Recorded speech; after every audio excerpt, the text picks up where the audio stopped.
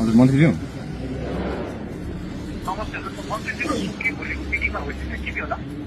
भाइ म सुदन दाई बोलेको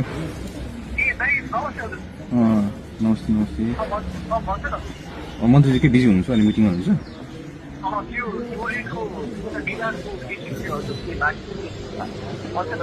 ल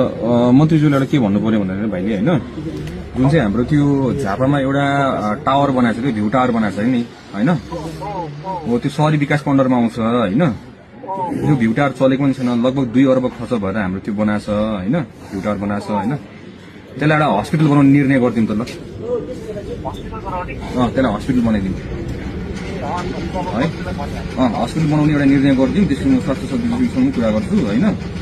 अनि सरसामग्री गरेर किन चाहिँ झापामा त्यहाँ राम्रो हस्पिटल छैन क्या बुझ्नु पब्लिक हस्पिटल छैन होइन अनि त्यो भ्यू टावरमा त्यहाँ कोही मान्छे पनि गएको छैन केही बसेको छैन होइन झापा 5 हो झापा 5 मा त्यहाँको मान्छेहरूले एटलिस्ट त्यो राहत पाउँछ क्या